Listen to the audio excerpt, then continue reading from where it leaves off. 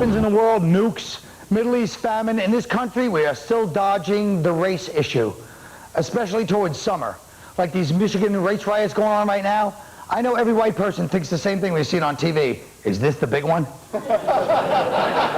Cleveland, Ohio this week, a 13-year-old girl was brutally beaten by a group of black and Latino kids. They were celebrating a yearly May Day ritual called Beat Up a White Kid Day.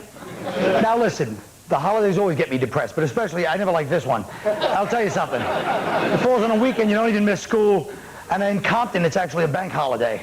Now look, when I grew up, you'd walk down the hall in school. The first week I went to school, I came from like a white school. I was at mixed Ungawa, Black Power. All these kids were saying, Ungawa, Black Power, destroy, white boy. Now that was different. That was Brooklyn. That was a school song. But everybody knows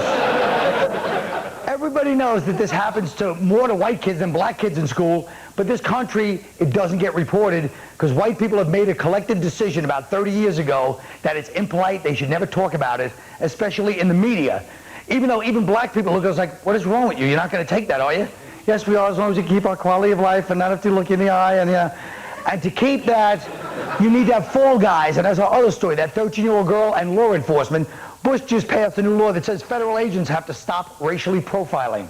But that means then stop profiling. That's good. Now in the radio car, it's going to be like, okay, the killer is a male, approximately 25, 150 pounds. What color is he? What does that have to do with it? What, are you racist or something?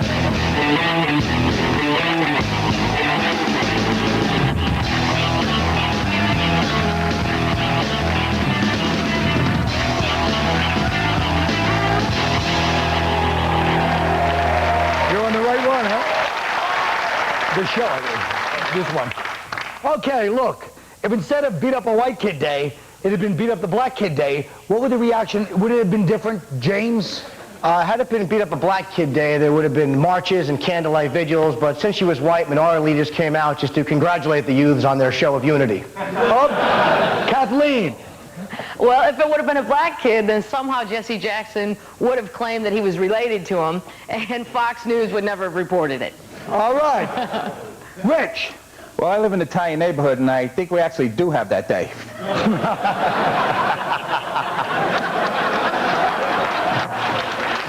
But how would it be different? Number one, we'd never catch the guy. Somewhere there'd be a sausage and pepper stand would turn up because, you know, we love food.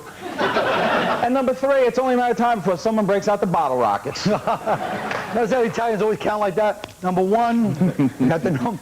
All right, Tony. It would be more like meet the Parents' Day, you know, because black people, I mean, it's sad to say, we may not show up, black parents may not show up for a PTA meeting, but if you get a chance to kick some 6th grade ass, we're gonna be there, you know. So it's like, you know, I know my mom would show up and go, if any of you little crackers think you're gonna put your hands on my baby, you got another thing coming. So, it wasn't that funny that time either. Yeah, it was. Tony. Now, Tony, do you know anything about this Beat Up a White Kid Day? No, I mean, I never saw it on the calendar, but I have seen it done. No. So I think it's one of those things, they just don't want to bring it all out. You know, it's just like, hush. Right.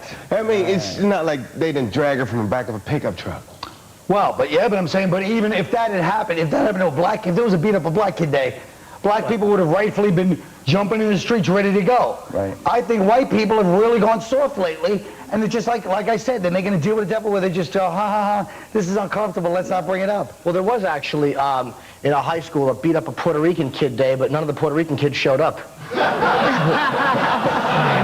Well, they're saying, too, they're saying, like, the penalty should be worse because it's beat up a white kid or beat up a black kid. If hate crime, right. Yeah, what's the difference? It should be the same thing for beating up a kid, period. So you don't think there should be a hate crime law?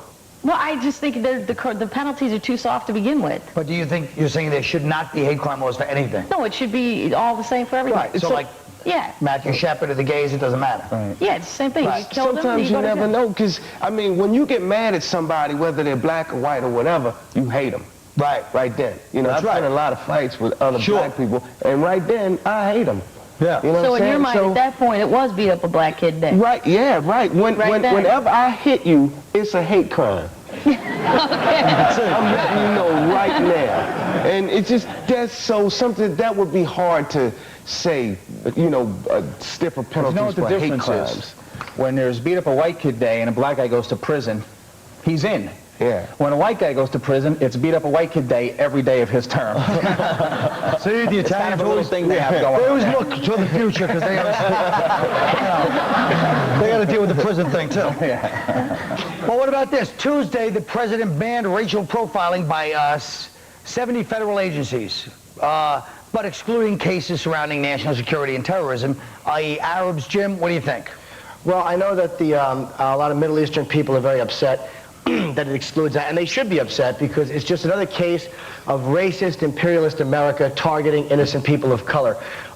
It's a sin to target Middle Eastern men because, with a couple of minor exceptions like September 11th, the '93 attack on the World Trade Center, the Achille Laurel, the USS Cole, the attacks on the Marine barracks in Kenya and Tanzania, Pan Am over Lockerbie, the U.S. Embassy in Beirut, and the Marine barracks in Beirut. And don't forget the attempted shoe bombing on American Airlines by Richard Reed. With those very minor exceptions aside, Middle Eastern men are no threat at all. Anybody think we should we shouldn't profile Middle Easterners? You know what I think? I think the people we should really go after first are guys with mullets. These are the people starting the real trouble in this country. You've seen cops, you've seen America's Most Wanted, they're always pulling a guy out of a house with a mullet. Let me tell you something, if you're sitting in the barber chair and the guy next to you goes, I like it short on the top and long on the back, you call the FBI right there, right? Because somewhere there's a Ferris wheel operator in Cape May, New Jersey who's plotting something right now. Good point. Nice. Look, I don't know. I'll just say one thing. After public outcry, I'm changing the subject. Sometimes people don't think I'm changing. What the hell are you giving me that beady-eyed stare for? No, just, I'm in awe of you. I think you're in awe of the fact you had an intelligent remark that actually worked, got applause, got laughs. And it was really like a new angle on things. And you're sitting there stewing in your own glory. Dressed. Yeah, you just want to relax the rest of the show. And you're dressed like I said before, like with that shirt, like a Cuban in a pool hall in the daytime. All right.